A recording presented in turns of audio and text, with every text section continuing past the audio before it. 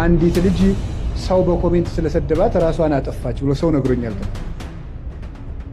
በጣም ያሳዝናል። እውነቴን ነው የምነግራችሁ። አሁን ቀኔው አባባሉ እቺ አግባው የምትባል ነገር አለች፣ አሽሙር የምትባል አሁን የቴዲ ግጥሞች ላይ ባጎረስን ተነከስን ምናምን አይነት ነገሮች ሁሉ አሉ። ማን ነው አጉራሹ? በየፕሮቪንሱ በቀጥታም በተዘዋዋሪ በሱቅ ኮምፒቲሽን፣ በቅን በቀል፣ በጠላትነት፣ በወዳጅነት ከፍተኛ የሆነ የሰው ህይወት ማጥፋት በብዛት ይታወቃል። ይሄ ደግሞ የደቡብ አፍሪካ ናሽናል ሴኩሪቲም ቦርደር ኦቶሪቲም የሴኩሪቲ ካውንስሉም ያውቃልና ማን ነው ነካሹ? ታሪክ አሁን አንዴ ዘመነ ካሴ የተናገረው ነገር አለ። በዘመነ ካሴ ገለጽ እሷን ነው የገለጸው ብዬ ነው የማስበው። ቴዲ ያቺ ነው ኢትዮጵያ አንተ አታስተምልኝም ወዲያ በል። አክሱምን ትመርጥና የሐረርን ግንብ ትረሳለህ። ላሊበላን ታነሳና ሶፍ ዑመር ዋሻን ትዘነጋለህ። ሰላም ጤና ይስጥልኝ። በድጋሚ በሌላ መረጃ ተመልሼ መጣሁኝ። በተለይ 2 ወይ 3 ነገሮች ላይ እናተኩራለን። በቅርቡ አንዲት እህታችን በማህበራዊ ሚዲያ ላይ በሚሰነዘርባት የአስተያየት ጉዳይ ራሷን እንዳጠፋች እየተነገረ ነው። መነጋገሪያም እንደሆነ የምናስታውሰው ነው። ታዲያ ከዚህ ጋር በተገናኘ አባታችን አባ ገብረ ኪዳን የእሷን ጉዳይ በአውደ ምህረት ላይ አስተምረውበታል። ምን እንጠቀምበታለን የሚለውን ነገር የምንመለከት ነው የሚሆነው። ሁለተኛው እንግዲህ ከቴዎድሮስ ካሳሁን ጋር በተገናኘ ታዬ ደንደዓ ቦጋለ ታዬ ቦጋለ ሁለት ስለምታጡብኝ ነው። ታዬ ቦጋለ ለቴዲ አፍሮ ግጥም እና ዜማ የሰጠው አይነት እስከሚመስል ድረስ ከዘመነ ካሴ ጋር አገናኝቶ ለቴዲ የሰጠው እሱ ነው የሚል ሀሳብ ተነስቷል። ከዛ በተጨማሪ ግን የኡስታዙን ቪዲዮ ነው የምንመለከተው። ጊዜ ካለን ግን የደቡብ አፍሪካን ጉዳይ በስተመጨረሻ ከኮሚኒቲ ኃላፊው የምንሰማው ነገር ይኖራል። እስከ ፍጻሜው ተመልከቱት፣ ተከታተሉት። ለብዙዎችም ሼር ማድረጋችሁን አትርሱ። አዲስ ከሆናችሁ ግን ሰብስክራይብ እና ሜምበርሺፕን ጆይን ማድረጋችሁን እንዳትረሱ። ከዚህ እንጀምር። ኢትዮጵያ ውስጥ ሐሳቡን ስለገለጸ የሚታሰር ሰው የለም። አሬ ሰውዬ አንድ በሉልኝ እባካችሁ። ፈጣጣ እኔ ሀገር ውስጥ 3 ያለ የታሰርኩትኝ ሐሳቤን ስለገለጽኩ ከእንደገና ጀለብያ ለብሼ ባቋራጭ ወጣሁት 11 ወር ሙሉ ፖሊስ ይፈልገኝ አይደል እንዴ? ስንት ቲክቶከሮች ታስረው አሁን ፈርተው አይደል ቁጭ ያሉት አንድ ነገር አያወሩ። አይደብርህም እንዴ አንተ? ልጆች አሉ ቢያንስ እንደው በዚህ እድሜ እንደዚህ መዋሸት እንደዚህ ወንበዴ ምን አይነት ሰው ነገር? ምን አይነት ቀፋፊ ሌባ ውሸታም። አይደብርም? ለራስ ለህሊና ያየነው ሁላችንም የምናውቀው ነገር እኮ ነው። ሁሉም የሚታሰረው ለምንድን ነው? ኮሜንት እንኳን እያዩ አይደል እንዴ ሁሉም እያሳደዱ። አይ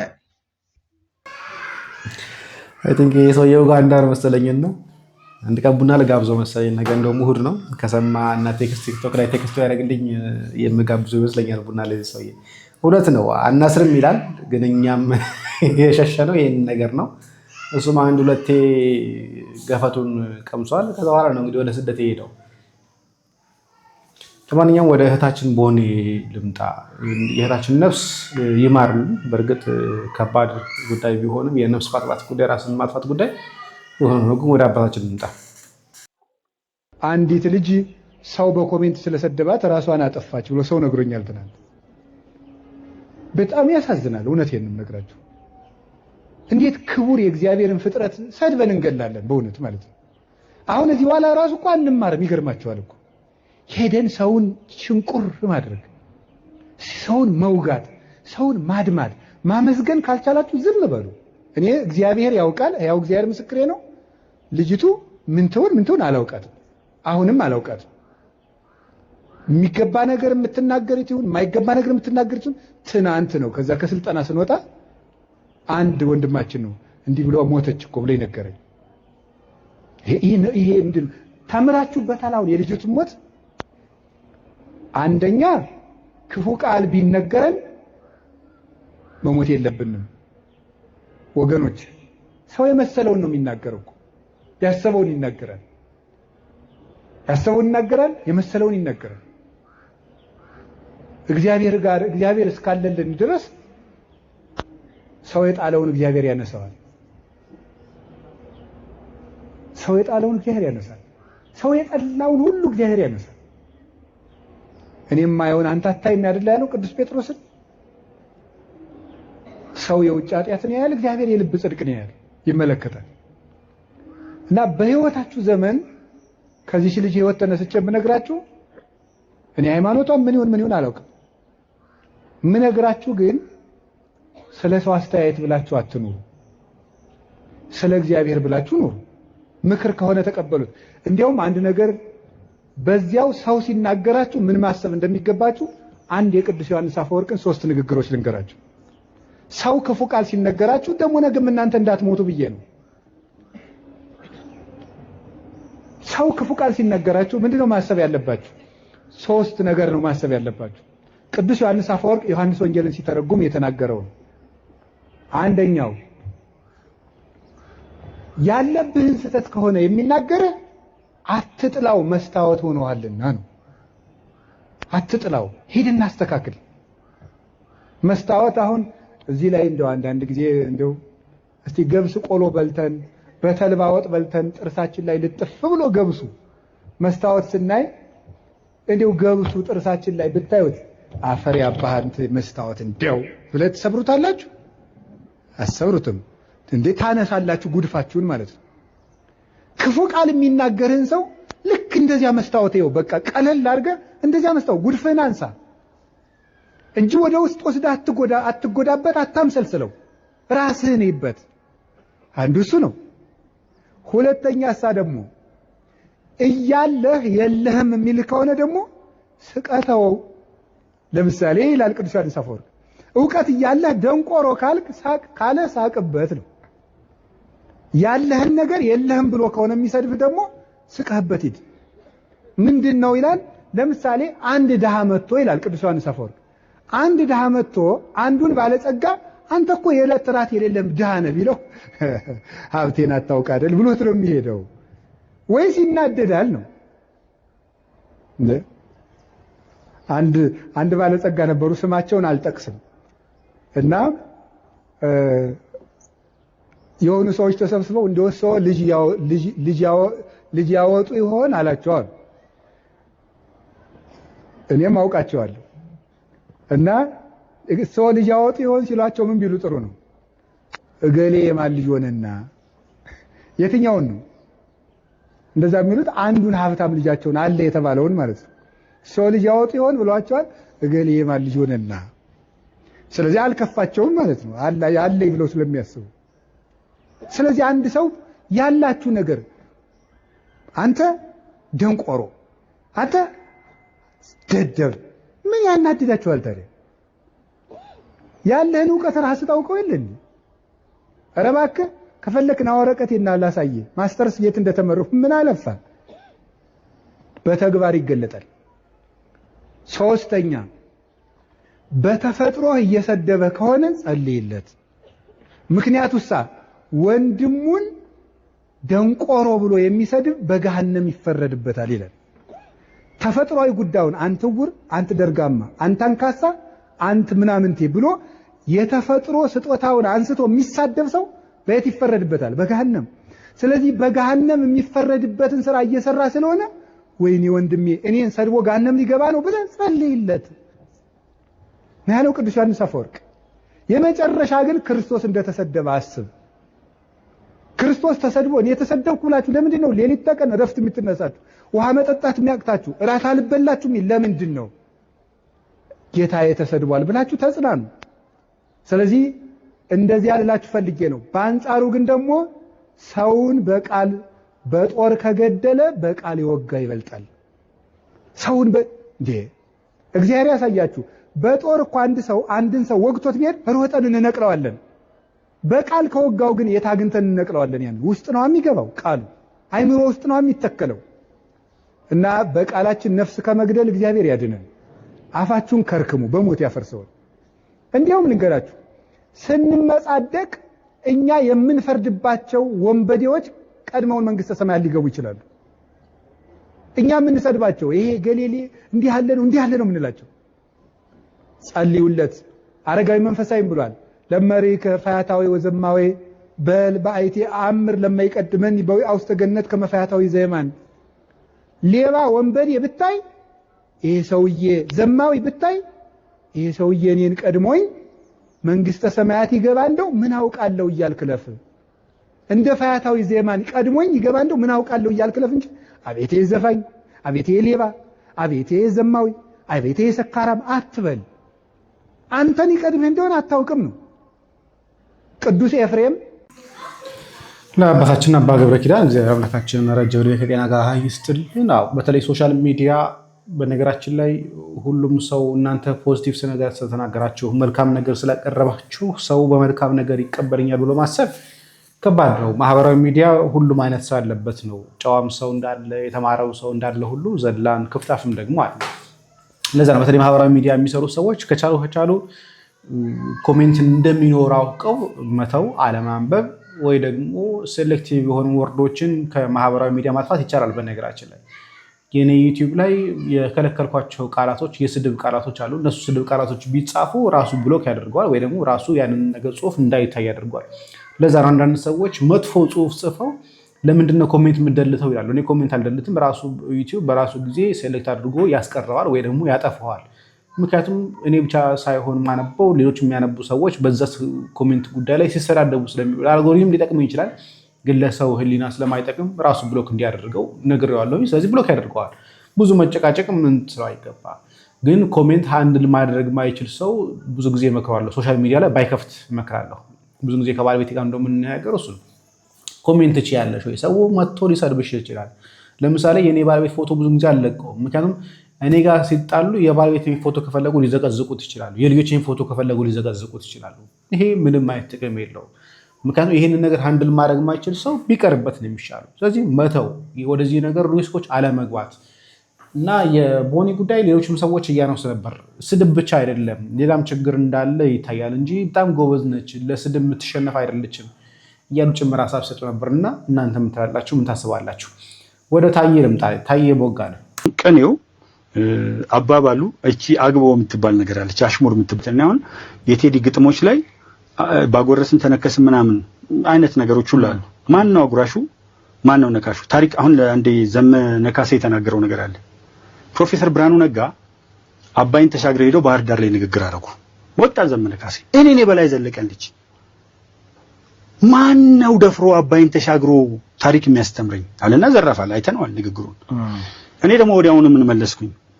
እንግዲህ አሁን እንደዛ ከሆነ ማን ነው አባይን ተሻግሮ ወደዚህ መጥቶ እኔን አብዲስ አንጋ ልጅ የጃገማ ኬሎ ልጅ አቡነ ጴጥሮስን ልጅ የገረሱ ዱኪን የበቀለ ወያን የባልቻ ሳፎን ልጅ ታሪክ የሚያስተምረኝ?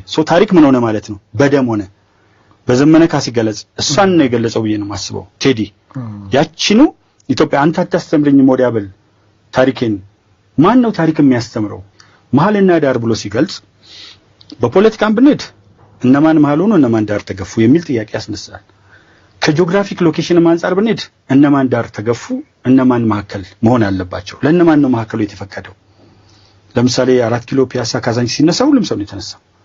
የቤተሰብ ልዩነት የለውም። እኔም ከቦሌ ማለት እቺ ግን ቴዲ አፍሮ እኮ አዲስ አበባ ተነሳ እኮ አላለም፣ ወይም ነዋሪው ተነሳ አላለም። ምን ማለቱ ነው? አሁን ቅኔው አባባሉ እቺ አግቦ የምትባል ነገር አለች፣ አሽሙር የምትባል እኔ በተረዳኝ ብሔርተኞች ተሰሙና ኢትዮጵያኖች ተገፋን የሚለው ነው እኔ የወሰድኩት። ጥሩ ነው። አሁን እንደሱ ያንተ አመለካከት ለኔ ይሄ ኦፕቲሚስት የሚባሉ ሰዎች አሉ፣ ነገሮችን በበጎ ገጽታቸው የሚመለከቱ። አንዳንዴ ደግሞ ፔሲሚስቶች ነገሮችን በመጥፎ ገጽታቸው ያያቸዋል። አንዳንዴ ደግሞ ባመኑበት ኦፕቲሚስትም ፔሲሚስትም ሳይሆኑ ያመኑበት የታሪክ ናሬቲቭ አለ። ኢትኖ ናሽናሊስት አሉ፣ ስታብሊሽመንት ሂስቶሪያንስ አሉ፣ ማርክሲስት ሌኒኒስት ሂስቶሪያንስ አሉ፣ ሊበራል ሂስቶሪያንስ አሉ። ባሉት ክፍፍሎች ኢትዮጵያዊነትን እንገልጻለን ብለው ለሚፋፋጉት አይሆንም። ሁለቱንም ሊነካም ይችላል። አሁን አንተ እንዳልከው ቅድም ያልኩት ይሄ በቀናነት ካየኸው ኢትዮጵያን አታስተምረኝም፣ ግን ከማን ጋር ነው ቴዲ እየታገለ ያለው? አሁን ከማን ጋር ነው እየተጋፋ ያለው? ግን ከጀርባቸው አሁን እኔ አሁን ቅድም እኮ የገለጽኩት እሱን ነው። በውጭም ይሁን በአገር ውስጥ ያሉ የጽንፈኛው ቡድን በተለይ የአማራ ብሔርተኛውና የኦሮሞ ጽንፈኛው እነ ጀዋር ሳይቀሩ በጉጉት እንጠብቀዋለን። እነ ስታሊን እነ ቴዲ ሮት ሳይቀር እንግዲህ ቴዲ ሮት በምን ሁኔታ ነው ቴዲ አፍሮ ሊወደው የሚችለው? ከዚህ በፊት ምን እንዳለው ያወቅን እነዚህ ሁሉ ሰዎች ሳይቀሩ የቴዲ አፍሮን በጉጉት እንጠብቃለን ሲሉ ከዛ በኋላ ደግሞ እሱ ያስተጋባው ነገር ከዛ ጽንፈኞቹ ደግሞ በአንድ ጊዜ ኢትዮጵያን በኔ ዘመን ኢትዮጵያ ስትፈርስ ማየት ፈልጋለሁ ሲል የነበረ አንዳንዱ ቅድም እንዳሉት ልክ እነ ዘመነ ካሴ ለአማራ እንደውም ራሱን ሳይሆን አጠቅላላ ጀምሮ ለአማራ ህዝብ ኢትዮጵያዊነትን ማስተማር ለአንበሳ ስጋ መምተር ማስተማር ነው ምናምን የሚሉ ይሄ ትምክተኛ የሆኑ ቃሎችን ትምክት ከኔ ወደ ኢትዮጵያዊ ላሳር የሚል ግን ሌሎች የሞቱላትን ሌሎች አድዋ እኮ ብቻ ምስክር ነው ለኢትዮጵያዊነት መገለጫ አድዋ ከየትም የተኳረፈው ሁሉ ንጉስ ምኒልክ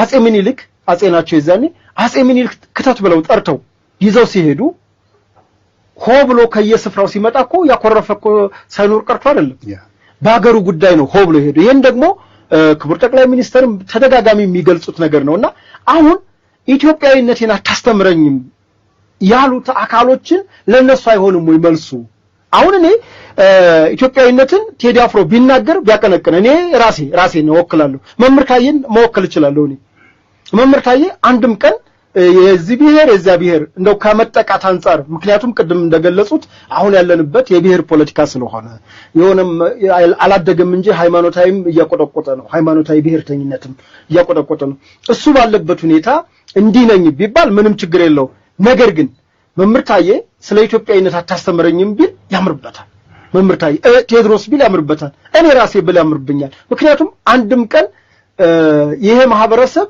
የኢትዮጵያ ውሃ ልክ ነው ብዬ አላቅም ኢትዮጵያዊነት የተገነባው አንድ ቤት ለምሳሌ አንድ ቤት አለ ጣራ አለው ግድግዳ አለው ወለል አለው መስኮት አለው በር አለው ሁሉም የራሱ አገልግሎት አለው እንደ እጃችን እንደ እግራችን እንደ አይናችን እንደ ከንፈራችን እንደ መቀመጫችን መቀመጫ እንኳን የሆነ አንድ አባባል መቀመጫ አገልግሎት የለውም ብለውት እስኪ ካለኔ ብሎ ቁም ስቅላቸውን ያሳየው ያደከማቸው ሁኔታ አለና ልክ እንደዛ ነን የተሰራ ነው ብዬ ነው ማምነው ማንንም ኢትዮጵያዊ ብለዋል ኒውየርን ንቆ ኢትዮጵያዊነት የለም በዚህ ሰዓት በዚህ በሰለጠነ ዘመን እኔ የመሳፍንት ልጅ ነኝ እኔ ቄስ ልጅ ነኝ እኔ የሸህ ልጅ ነኝ እኔ የንጉስ ሰለሞን እኔ እንትና ልጅ ነኝ ብሎ በአሁኑ ሰዓት ሰውን መግዛትም ማስተዳደርም አይቻልም የሚቻለው በምንድነው በእውቀት በምርጫ ነው ደግሞ በስልጣኔ ስንሄድ እንደሰለጠኑት ሀገር ከመጣን በሀብት አሁን እዚህ ትራምፕ በሀብታቸው በእውቀታቸው ብቻ አይደለም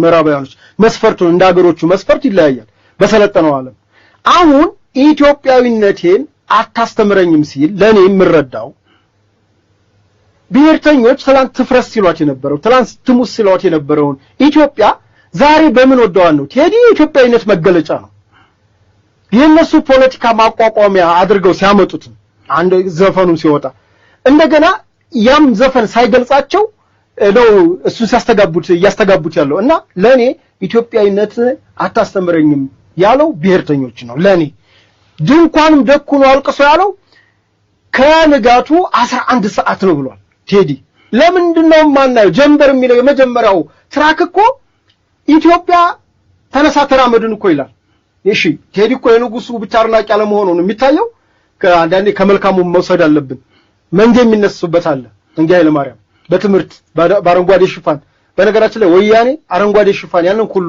ደንስ ጨፈጨፈ የነበረው መንገ ኃይለ ማርያም የተከለውን ደን ነው በአረንጓዴ ሽፋን ይታወቃሉ መንገ ተነሳ ተራመድ እድገት በህብረት ይታወቃል ይሄን ነው ያዜመው ይሄን ያስታወሰን አሁን ከንጋቱ 11 ሰዓት ነው ኢትዮጵያዊነት ሊነጋለት ነው ኢትዮጵያን የወጋት ይወጋ ነው እያለ ነው ያለው በምንድነው ከመሃል ተገፋን ከዳር ሆነ የሚለው እኔ በኔ ትርጉም ከዘፈኖቹም ታሪክ ስነሳ የዘፈን እናዳምጠዋለሁ ነፍሴም ያዳምጠዋል ውስጤ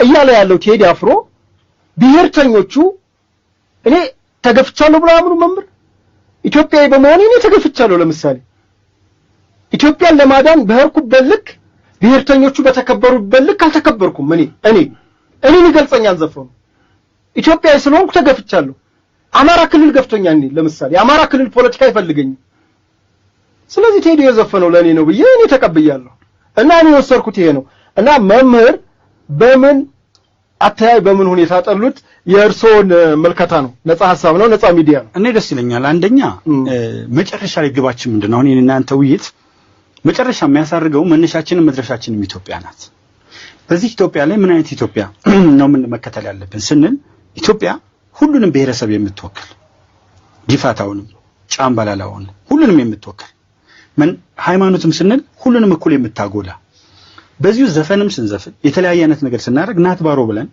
ጋምቤላን ብቻ በማንሳት የሆነች የጋምቤላን ሙዚቃ ቅላጼ በማስገባት መሆን የለበትም አሁን ዘፋኝ እኮ ነው ብለናል አሁን አይደለም ቴዲ አፍሮ እኮ ዘፋኝ ነው።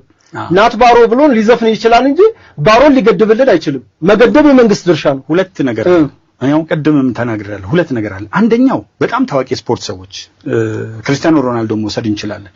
ምን አይነት ነገር እንደሰራ እናያለን። አንተ እኮ ሙዚቃ ሰርተ በሚሊዮኖች ጀነሬት አድርገህ ብዙ አይነት ችግር ባለባቸው ሀገሮች የምትታወቅበት አንድ ቦታ የሆነ ሶማሌ ሀገር የተያዘ ሰው በማዳን ስምህ ሊነሳ የሚችልበት ቦታ ፈልገህ የምታደርገውን ነገር ብቻ እኔ እንደ ከፍተኛ አስተዋጽኦ ላይ ሙዚቀኛ ነው ግን ድርሻ አለን ሁላችን። አሁን ለምሳሌ ታዋቂ የሆኑ ሰዎች በቅርብ ጊዜ ፕሬዝዳንት ትራምፕ በጣም የሚገርመው ነገር ሁሉን ነገር ለመነካካት ሞከረ። which በተለይ ማህበራዊ ሚዲያ ላይ እነዘመርኩንም ምንም ሲያነሱት የነበረውና ሲያሞሃግሱበት የነበረው ከማንም በፊት ተይዞ የነበረውን የትግራዋይ ልጅን ከፍሎ ያስፈታው እሱ ነው የሚለው ነገር ለማጣጣል ይሞክራል። ናት ባሮን የተቃወመችዋ የጋምቤላ ባለስልጣን ፖይንት ይዞ እሱንም አቀርቦ ስለ ናት ባሮ ብቻ ስለዘፈነ እንደ ሮላንዶ ምን ገዩ እንደዛ ነው ተብሎ ሁሉን ነገር ማድረግ አለበት ሊባል ይሆን? we don't know።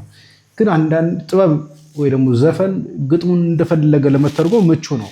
ዘፋኙ በግልጽ እኔ ያልኩትኝ ለዚህና ለዚህ ነው ብሎ እስካላስቀመጠው ድረስ ማንም ሰው እንደፈለገው ሊተረጎም የሚችለው ነገር ነው። ግን አንድን ዘፈን አንስቶ ከሆነ የፖለቲካ መሪ ጋራ ወይ ደግሞ ከፋኖ መሪ ጋራ ዘመነ ካሴ ጋር አገናኝቶ ሰውን ለማስመታት መሄድ ደግሞ የተሄደበት ርቀት ደግሞ ያስገርማል። ነፃ ሐሳብ እስከሆነ ድረስ ነፃነት መስጠት ነው። ታዬ ላይ ግን የነፃነት ሐሳብ አሁን ላይ አለ ብዬ አላስብም። ምክንያቱም አሜሪካ ላይ ሄዶ መንግስትን ሲሳደብ የነበረ ሰው ነው። ነገር ግን አሜሪካ ላይ የሚቀበለው ስላጣ የሚያሳርፈው ስላጣ ደግሞም ጥገኝነት ጠይቆ ብዙም ሳልተሳካለት ነው ተመልሶ ይቅርታ ጠይቆ መንግስትን ወደ ማወደስ የመጣው።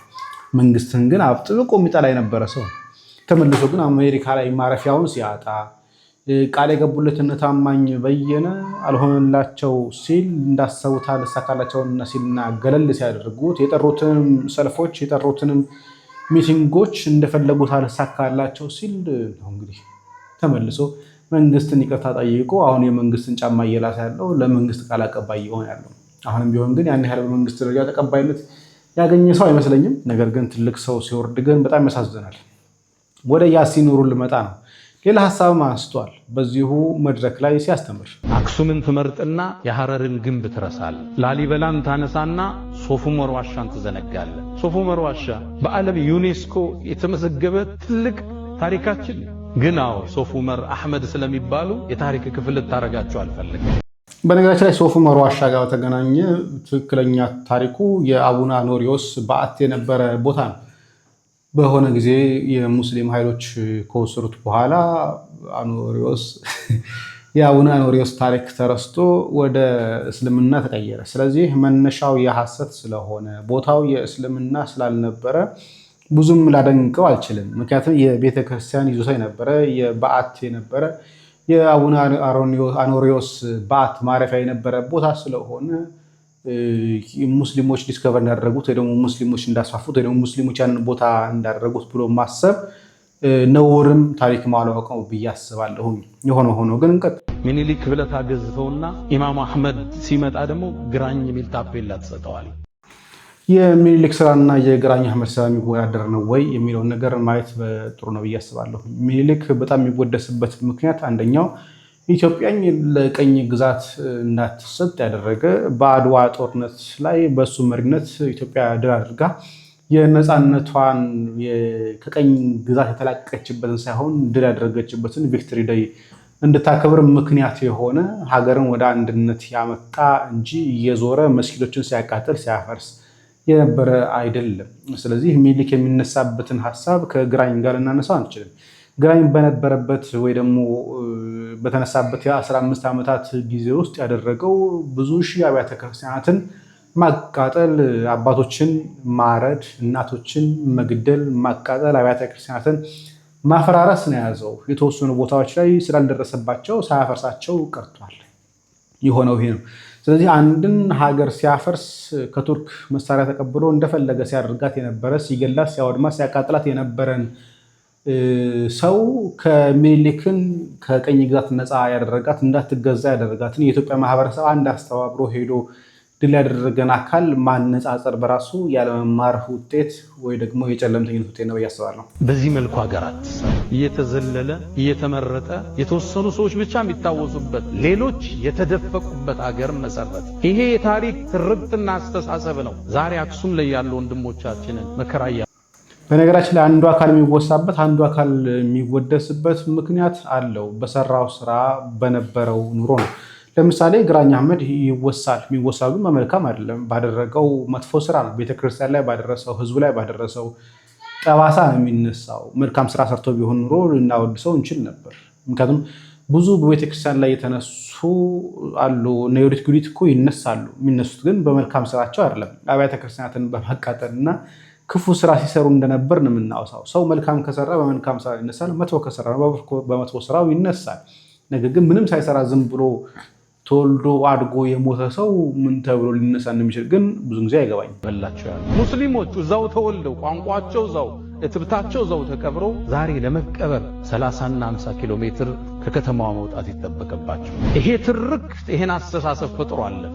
ይሄ ነገር ለአክሱም ሲሆን ነው ወይ ጥያቄው? ለምሳሌ ወደ ምስራቁ ክፍል ብንሄድ ግብፃውያን ኦርቶዶክሳውያን የሚደርስባቸውን ስቃይ መከራ ሊነግሯችሁ አይፈልጉም። ሳውዲ ላይ እንሂድ። ሳውዲ ላይ ለምሳሌ ዛሬ እንደው ፎቶም እዚህ ላይ አስቀምጥላቸዋለሁኝ። ለመገደል እየተነዱ ያሉ በፖሊስ ታጅቦ እየሄዱ ያሉ አካላት አሉ። እዚህ ጋር የምትመለከቱትን አስቀምጥላቸዋለሁ ስክሪን። በሳውዲ የሚኖሩና ጥፋት ሲሰሩ የተገኙ በርካታ ኢትዮጵያውያን በሞት ሊቀጡ የመጨረሻው ምዕራፍ ላይ ይገኛሉ እና የዓለም አቀፍ የመብት ተሟጋቾች ውሳኔ ለመቀልበስ እየተገሩ ቢሆንም ኦህዴድ ግን አልሰማም። ቢሰማም በገመድ ስቀለው ነው የሚገሏቸው፣ ሰቅለው ነው የሚገሏቸው። በጥይት ከመቀብራማን ብሎ ይቀጥላል። ሀሳቡን ታዩታላችሁ ብዬ አስባለሁ። አሁን ሳውዲ ላይ ኢትዮጵያውያን ለመገደል ከ12 ታስረው እየሄዱ ያሉት ግን መንግስት ምን ያደረገ? እናንተስ ይህ ነገር አይሆንም መሆን የለበትም ብላችሁ ለምንድን ነው ለዜጎቻችሁ መጮህ ያልቻላችሁት? አታደርጉትም። ለምንድን ነው የማታደርጉት? ወይ ነው ምክንያቱም ሳውዲ እንደ አምላካችሁ የምታዩት ሀገር ስለሆነች በደንብ ነው የምትፈሯት። ቅንጣት ለመናገር አይደለም ማበረታታት ጭምር እንደ ስራችሁ ነው የምታዩት። በተለይ የዋሃብያ ኡስታዞች ማለት ነው። ይሄም ብቻ አይደለም። ወደ አፍጋኒስታን እንሂድ ወይስ ወዴት እንሂድ? ወደ ሶሪያ እንሂድ። ክርስቲያኖች ላይ የደረሰው መከራ፣ እየሆነ የነበረው መከራ፣ የእስልምና ብዛት ያለባት በኮሚኒቲ ደረጃ ብዛት ያለባት ቦታ መቼ ነው ነፃነት አገኝተው እየሄዱ ያሉት? ቤተክርስቲያናቸውን እያፈረሳችሁ ቪዲዮ የለንም። ቴሌግራም ላይ እያጋራሁኝ አይደለም። መስቀል ላይ ወታችሁ ስጨፍሩ፣ መስቀል ስታፈርሱ፣ ስዕላትን ስታፈርሱ አልነበር? እዛው ተወልደው ባደጉ ሰዎች እዛው አረቦች ነው። አክሱም ላይ ሲሆን ነው እንዴት ተወልደው ባደጉት የሚሉት። ሳውዲ ላይ ሲሆን፣ ሌላ ቦታ ላይ ሲሆን ተወልደው ባደጉበት ሀገር ግን ሲነፈጉ ግን ጉዳያቸው አይደለም። ምክንያቱም የእስልምና አንዱ ዓላማው ይሄ ስለሆነ፣ ስለዚህ ደብል ስታንዳርድ መሆኑ ጥሩ አይደለም። የሚያወራውት የታሪክ አጻጻፍ ሂጃብ እህቶቻችን ለብሰው እንዳይሰግዱ ስንክሳር ሆኗል። አሁን በየፖለቲካው ምህዳር የምታዩት ንግዱ ቦታ ላይ የምታዩት ክፍተቶች ሁሉ የዚህ አስተሳሰብ ውጤት ነው። ከፈለው መጤ ከፈለው ደግሞ ባላለ። እዚህ ሀገር ቀድሞ የገባው ማን ነው? ክርስትና ወይስ እስልምና? ከሰሜኑ አካባቢ ክርስትና ቀድሟል። አዲስ አበባን ይዞ ወደ ታች ደግሞ እስልምና ቀድሟል። ምኒልክ ግዛታቸውን አስፋፍተው ሐረርን፣ ጅማን ከማቀፋቸው በፊት ጅማ እኮ እስላማዊ ሀገር ነች። ሀዲያ እኮ እስላማዊ ሀገር ነች። ሐረር እኮ እስላማዊ ሀገር ነች። የእስልምና የመገበያያ ሳንቲም ያላት ሀገር ነች። የራሷ ጦር ያላት ክፍለ ጦር ያላት ሀገር እኮ ነች። እሷን ሪሊ ከምኒልክ በፊት እስልምና አልነበረም። ወደ ሌላ ቦታ ላይ ለምሳሌ ወደ አሰበ ተፈሪ ብንሄድ ወይ ደግሞ ጭሮ ብንሄድ እዛ አካባቢ ላይ የምስራቁ ትልቁ ገዳም ያለው እዛ አይደለም? የአቡነ ሳሙኤል ገዳም። አቡነ ሳሙኤል መቼ የነበሩ አባት ናቸው? አቡነ ሳሙኤል ማለት እኮ እስከ ሶማሊላንድ ድረስ ሄደው ወንጌል ሰብከው መቅደሰ ማርያምን በሞቃዲሾ ተክለው የነበሩ አባት ናቸው። እነኚህ ሰዎች አቤት ብላችሁ ከሰማቻቸው የሚቀጥሉ መቀጠል የሚፈልጉ ሰዎች ናቸው። ያሳዝናል። ግን የሚጠይቃቸው የለም። አፋር የክርስቲያኖች ቦታ አልነበረችም? የክርስቲያኖች መናኸሪያ አልነበረችም? ታቅፋት እስልምና ቀድሞ ነበር እዛ ውስጥ። ስለዚህ አዲሷ ኢትዮጵያ ውስጥ የሆነ ቦታ ላይ ቀድሞ ይገባል፣ የሆነ ቦታ ደግሞ ቀድሞ ሌላ ሃይማኖት ገብቷል። የሁለቱ ውህደት ላይ እንደ ድሮ አንዱ አንዱን ደፍቆ የሚኖርበት ታሪክ አክትሟል፣ ተቀብረዋል። አሁን ሁሉ ጋር አቅም አለ፣ ሁሉ ጋር ቁጥር አለ፣ ሁሉ ጋር ጉልበት አለ። አሁን የሚነሳው ክፍተት አሁን የሚነሱ ግጭቶች እንደ ድሮ በቀላሉ የሚቆሙ አይደለም። ውድመቱ ከባድ ነው። የሚያዋጣን አንድ ነገር ብቻ መደመር፣ መሰላሰል፣ መሰባጠር፣ አብሮ መጓዝ፣ መጣመር ብቻ። ተባብረን እንደግ ስትል የናንተም የኛም ሀገር ነው። ሁሉም እኩል ነፃነት አግኝቶ ሁሉም ቤተ እምነቱን ገንብቶ ሁሉም ሃይማኖቱን በነፃነት አድርጎ ከዛ በኋላ ያለውን በእውቀት እንደያይ ያና ሃይማኖት ከኔጋ በእውቀት አውርደን እውቀት ሲያሸንፍ አባል ይሆን ገርሙታለት ዳስ ጣል ብለህ ለትውልድ አይነገር። አይ ሰው እኔም እኮ ዳስ ጣል ይባላል ወይስ አይባልም እያልኩኝ የትናንትናው ሐሙስ የቴዲ አፍሮ ዘፈን ከተለቀቀ 15 ቀን ነበረ። ታዲያ የባለፈው ጁምዓ አስተያየትም ሐሳብም ለመስጠት ያስቸግር ነበር። 15 ቀኑ ተጠብቆ ግን የጁምዓ ቀን መልስ መሰጠት ተችሏል ማለት ነው። እንግዲህ አባት ምንም አይባልም፣ አይንጓጠጥም፣ ምንም አይባልም። በህወሓት ጊዜ በነመለስ ዜናዊ ጊዜ ዋጋ ለህዝብ የከፈሉ ሰዎች ናቸው። አሁን በብልጽግና ደግሞ እረፍትን ፈልገው ለብልጽግና እያዘመሩና ለብልጽግና እየቆሙ ያሉት። ዳስጣልን ግን ብቻዬን ያደመጥኩትና ብቻዬን ባንዲራህን አንሳ ያልኩት መስሎኝ ነበረ።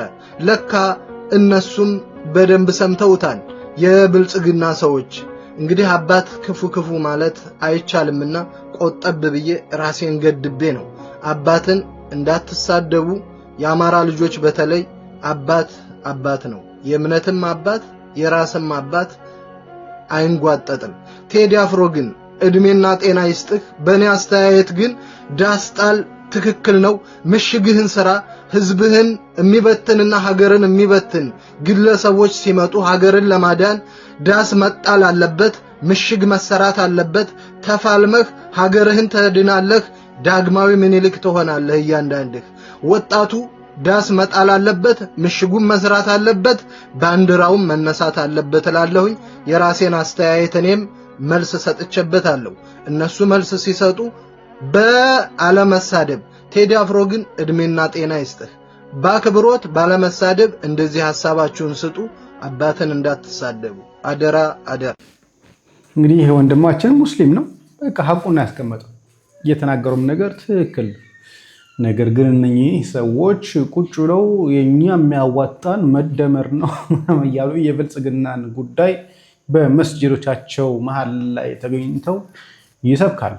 ምክንያቱም ብልጽግና በአሁኑ ሰዓት ላይ ለዋሃቢያና ለፕሮቴስታንቱ ፓስተሮችና ሐሰተኛ ነቢያት ምቾት ላይ ስለሆነ ለሁሉም ምዕመን አይደለም፣ ለፓስተሮቹ ለሐሰተኛ ነቢያቱና ለኡስታዞቹ በተለይ የዋሃቢያ ኡስታዞች ምቹ ጊዜ ነው። በነገራችን ላይ ብዙ ኮሜንቶች ፌስቡክ ላይ ያየሁኝ ነበረ። ምነው በዚህ መንግስት አይደለም ወይ መስጊዶቻችን የተቃጠሉት? በዚህ አይደለም ወይ የኛ ዑለማዎች ሲገደሉ የነበሩት? በዚህ መንግስት አይደለም ወይ የሐጂ ሙፍቲ የተፈነቀሉብን? እያሉ በጣም ብዙ ሀሳቦች ያቀርቡ ነበር። እውነታቸውን በዚህ ብልጽግና ያልነካው ያልገባበት ቤት የለም። ወደ አፍሪካ ልምጣ። ሰላም ለእናንተ ይሁን። በሞላ ዓለም ዙሪያ ሆናችሁ ይህንን ድምጽ የምትሰሙ ይሄ ጥቂት መልእክት በወቅታዊ በደቡብ አፍሪካ ጉዳይ ላይ ደቡብ አፍሪካ አሁን ባለችበት ሁኔታ ክቡር ፕሬዝዳንት ሲሪል ራማፖሳ እና መስሪያ ቤታቸው ያደረጉ ያሉ ርብርቦች እጅግ የሚመሰገኑ ናቸው። በየትኛውም ሀገር ላይ በኢኮኖሚ ወይም ደግሞ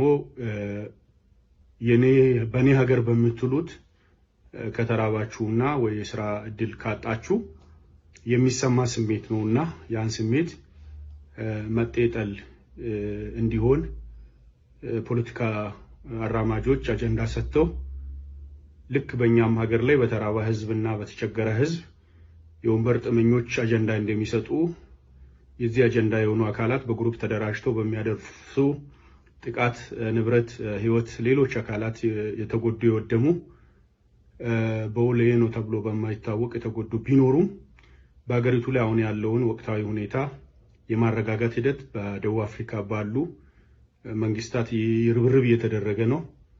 ለዚህም ደግሞ አሳማኙ በርካቶቻችን እንደምናቅ በየፕሮቪንሱ በቀጥታም በተዘዋዋሪ በሱቅ ኮምፒቲሽን፣ በቅን በቀል፣ በጠላትነት፣ በወዳጅነት ከፍተኛ የሆነ የሰው ህይወት ማጥፋት በብዛት ይታወቃል። ይሄ ደግሞ የደቡብ አፍሪካ ናሽናል ሴኩሪቲም ቦርደር ኦቶሪቲም የሴኩሪቲ ካውንስሉም ያውቃልና በተለይ በክራይም ፕሪቬንሽን ሃይ ሪከርድ በሚባሉ ባለፉት 12 ወራት ብቻ ወንጀል ሰርቶ ዶኬት የገዙ ደግሞም በዛው ልክ ደግሞ የሰው ህይወት በማጥፋት ደብዛይ ማጥፋት ወንጀል የመስራት ከባባድ ወንጀሎች ላይ የተሰማሩ ከፍተኛ የሆኑ አካላት አሉ። ይሄ ደግሞ የሀገርን ገጽታ የሀገርን ዲፕሎማሲ የሚያበላሽ ነው። አንድ ሀገር የሚኖራት የሀገራት ሩልና የሀገራት ሩል አለ። የዛ የሀገራት ሩልና የሀገራት መተዳደሪያ ደንብ በአንድ ሀገር ውስጥ ወይም ደግሞ በአንድ ሀገር እድገት ላይ የሚያሳድሩም የሚጠቅሙም አዎንታዊና አሉታዊ ተጽዕኖዎች አሉ። ለዚህ ደግሞ የሀገርን ገጽታ የሚያበላሸውን ስነ ምግባር የሚያራምዱ አካላት በተለይ ደቡብ አፍሪካ በተለያዩ ፕሮቪንሶች ላይ በወንጀልና ወንጀል ነክ ላይ እጃቸው ያለባቸው የነዛ ተባባሪ አካል የሆኑ በቀጥታም በተዘዋዋሪ በእንደዚህ ህዝባችን ሰለባ እንደሆነ ምክንያት የሆኑ አሉ። ዛሬም ህዝባችን በጥቂት ግለሰቦች በተሰሩና በጥቂት ግለሰቦች ባሉ በሐሳብ ትርክቶች ብዙ ጉዳት ደርሶበታል። የሐሳብ ያለመግባባቶች፣ የአንድነት መሻከር፣ የኢትዮጵያ ህብረ ብሔራዊ እሴቶች መጉደፍ ብዙ ነገሮች ደርሶብናል። አንድ ሰው የሆነ ቦታ ላይ ኢፌክቲቭ ሆኖ ሲመጣ የዛን ሰው ፖዚሽን ወይ የዛን ሰው ኢፈርት ለመናጠቅ ሰዎች በሚያደርጉት የገጽታ ማበላሸት ለዜጎች ሁሉ ትሩፋት ሆኗል እና እንደ ቀላል አንድ ነገር ገጽታ ስናበላሽ ለዜጎች ትሩፋት እንሆናለን። ዜጎች ደግሞ በዛ ቀዳዳ ገብቶ ያበላሻሉ። ለዚህ ማሳያ ደግሞ ያው በቅርቡም ሁላችን እንደምናቅ ፖለቲከኞች እዚህ ሀገር መበራከቱ ነው።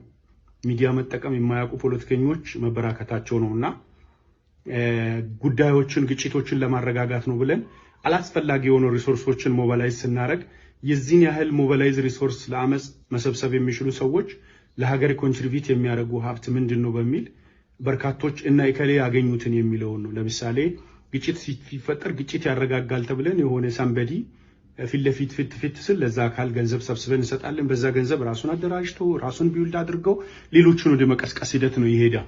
ለዚህ አፍሪካ አክሽን ዱዱላ ሙቭመንት መጤጠል ማለት ዱዳ ማለት ባይዘው መጤ ማለት ነው። ኤምኬ ሌሎች ፍሪ አፍሪካ ኤንድ ሳውዝ አፍሪካን ፈርስት ማርች ቱ ማርች እነኚህ 7 የሚሆኑ ፓርቲዎች በእኛ ስህተቶች ክሬት የተደረጉ ናቸው። ለዚህ ማሳያ ከሆነ ምናልባት ጥናታዊ የሆነ ደቡብ አፍሪካ ኮሚኒቲ ፎረሚንግ ላይ ረጅም ኤክስፒሪየንስም ስላለኝ ረጅም መረጃም ዳታ ማገኝባቸው አክሰሶች ስላሉ መናገር ይቻላል። ብዙ ነገር እንደ ድሮ እንደዚህ ፊት ለፊት መጥቶም ለማውራት ብዙ ቀባባል ነገሮች እንደገጠሙኝ ታውቃላችሁ። ባለፉት 3 አመታቶች ውስጥ ገባችሁ። ሌባ ተደብቆ ለአንድ ሚዲያ ተቋም ነው የሁለት ማህበረሰብ አካል ናቸው እዛ ሀገር ወንጀል የሚያስፋፉ ብሎ ባይዘው ሌባ ነው ባክግራውንዱ። ምናልባት በጥናት ብትደርሱ ሌላ አውሮፓ ለተቀመጠ ሰው ቲክቶክ ፕላትፎርም ላይ ሐሳብ እየሰጠ ነበር ሁለቱ ማህበረሰብ ነው የሚገዳደለው ብሎ it means ማህበረሰቡን ሁላ ሜንሽን አድርጎ እነኛን ነገሮች ለማጥፋት የጋራ ዩኒቲ ያስፈልጋል። ደቡብ አፍሪካ እየሰራ ያለበትን የእኛ አፍሪካ ሀገር ያሉ የኮሚኒቲ የአፍሪካን ኮንግሬስ የመሰረቱ የፓን አፍሪካን አቀንቃኞች ለዋረንት ወይም ደግሞ ኖቲስ አድርገዋል። እኛም የፓን አፍሪካን ሙቭመንት ያለውን ፓን አፍሪካን አቀፍ የሆነ ሰላማዊ ሰልፍ ልናረጋግደን ነበር። እንግዲህ ዛሬ ጠዋት የሰማሁት ብሬኪንግ በቨርቹዋል ሚቲንግም የሰማሁት ጥሩ ዜና ነገሩን የማረጋጋት ስትራቴጂ ውስጥ እንደሚገቡና ሃንድል ልናረጋለን የሚል ተስፋ አለ። ለማንኛውም መጠንቀቅ አይከፋም። በየቦታ ሰዎቻችን በቀጥታም በተዘዋዋሪ ወንድሞቻችን እየተጎዱና እየሞቱ ስለሆነ ሁላችንም ባለንበት ጥንቃቄ እናድርግ። ሁላችንም የወንድም ዘበኛ እንሁን፣ ሴረኛ እንሁን። ወንድም ገለን መቃብር ረግጠን በወንድም ሐዘን ላይ ምንሳለቅ እንሁን። ሁላችን ደግሞ እንሞታለን። በይዘዌ የሰራነው ክፋት ሆነ አመጽ ብድር እንደማበደር ዕቁብ እንደመግባት ነውና ነገ ተመልሰን ያን ስለምንከፍል ሁላችን ጥንቃቄ እናድርግ። ኢትዮጵያ ትለምልም። በስደት ያሉ ኢትዮጵያ ልጆቿን ፈጣሪ ባሉበት ይጠብቅ። ሌሎች አብዴቶች ካሉ አብዴት አረጋለሁ። ነገሩን ለማረጋጋት ከፍተኛ ርቀት እየተካሄደ ስለሆነ ይሄ ደቡብ አፍሪካ የደረሰኝ መረጃ ነው። ሁላችንም መረጃ እንለዋወጥ፣ የሳውዝ አፍሪካን ባንዲራ እናቃጥል፣ የሳውዝ አፍሪካን ባንዲራ ላይ ደም እንቀባ፣ የሳውዝ አፍሪካ ላይ የአመጽ ንግግሮችንና የስድብና ጸያፍ ንግግሮችን አንነጋገር። የሀገር ገጽታን ያበላሻል እላለሁ። ወዳችኋለሁ። ወንድማችሁ ገዛኸኝ ነኝ። የጂ2ጂ ሙቭመንት እና የከምባታ ልማት ቲቪ መስራች እንግዲህ ፓን አፍሪካን ሙቭመንት ደግሞ የቦርድ አባል ነኝ። ሁላችንም ለራሳችን እንኑር። ደብል ማሊያችንን አውጥተን ለሀገር እንቁ፣ ለሰንደቅ ዓላማ እንቁ እላለሁኝ። ከሞተ ማዘን፣ ከሞተ ማልቀስ፣ ከሞተ እየየ ከማለት ሁላችንም በጋራ እንረባረብ። ወዳችኋለሁ። ይህን ቪዲዮ ሪፖስት፣ ኮፒ ሊንክ አድርጋችሁ ለብዙ ሰው አድርሱ። ትልቅ ሚዲያ ያላችሁም ሼር አድርጉ። ስለዚህ ረገብ አድርጉት። እንግዲህ ዘመቻውን ሌላ መዘዝ ይዞብን እንዳይመጣ ማለት ነው። ሌሎች አፍሪካውያንን እያየን እየተናበብን እየሄድን ስለሆነ ማለት ነው። አመሰግናለሁ። እንግዲህ ኢትዮጵያ ከፍ ትበል። በስደት ያሉ ልጆቿንም ፈጣሪ ይጠብቅልን። አመሰግናለሁ።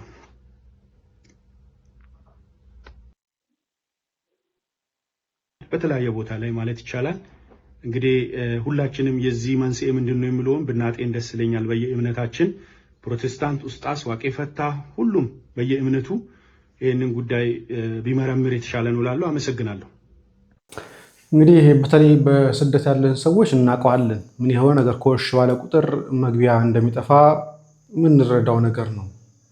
እዚኛ ያለንበት ኡጋንዳ ላይ ራሱ በሆነ ጊዜ ላይ በተለይ ምርጫ በነበረ ሰዓት ላይ ተፎካካሪ ፓርቲ የነበረው አካል ስደተኞች የሚፈልግ አይደለም፣ በአንድ ደቂቃ አስወጣቸዋለሁ ያለ ነበረ። ስለዚህ ይሄ አሁን ያለው መንግስት በመመረጡ በዚህ ሀገር ላይ በስደት ላይ የሚኖሩ ሰዎች ደስተኞች ነበሩ። ምክንያቱም የተፎካካሪ ፓርቲው ሰው ስደተኞችን የሚጠላ የሚጸየፍ፣ ባገኘበት ሰዓት ላይ ምንም ነገር ከማድረግ ወደ ኋላ የማይል ሰው ስለሆነ ስጋት ላይ ነበር። ስለዚህ የትኛውም ሀገር ላይ ያሉ በስደት ያሉ ደልቷቸው አይኖሩም። የሆነ ነገር ኮሽ ባለ ቁጥር ላይ የሚፈጠረው ነገር ሁሉም ስጋት ላይ ስለሆነ ኢቭን አሜሪካ ራሱ ትራምፕ ከመጣ በኋላ ያላቸው ስጋት ምንም የምታዩት ነገር ነው። አሜሪካ ስለሆነ ብቻ የሚተርፍ አይደለም። ስደተኞች ኢቭን ፓስፖርት ያላቸው ራሱ ዜግነት እንነጥቃለን እስከማለት ድረስ እየተደረሰ ያለ እንቅስቃሴዎችም ቢሆን ደስ ነበር ማለት ነው። እና የትም ሀገር ላይ ያላችሁ ሰዎች በአንድነት ተናበው ከኮሚኒቲ ጋር ተነጋግሮ ስራዎችን መስራት የሚሄድበት መንገድም ካለ መሄድ እንጂ ተገንጥሎ የሚደረጉ ረብሻዎች፣ ማቃጠል፣ ማመፅ፣ እንደዚህ ድንጋይ መወርወር ነገሮች ለማንም የሚያዋጣ አይደለም። አንደኛ ያለነው ነገር በሰው ሀገር ላይ ያለ ነው። ግር ብሎ ከመጡ የትም መሄድ አንችልም። የምንሄድበትም ቦታም የለም እና ፕሊስ እባካችሁ ያለንበትን ኮሚኒቲ ማክበር፣ ማህበረሰቡ ማክበር ከኛ የሚጠበቅ ነገር ነው ብዬ አስባለሁ እና ሁላችን ባላችሁበት ገራቀኛችሁ እየተናበባችሁ ያለውን ነገር ማጤን ከእናንተ ይጠበቃል ብዬ አስባለሁ። ይህ ቪዲዮ ከተመቻችሁና ከወደዳችሁት ለብዙዎች እንዲደርስ ላይክ፣ ሼር ማድረጋችሁን አትርሱ። ሰላም ጊዜ ከእናንተ ጋር ይሁን። ቸር ቆዩ።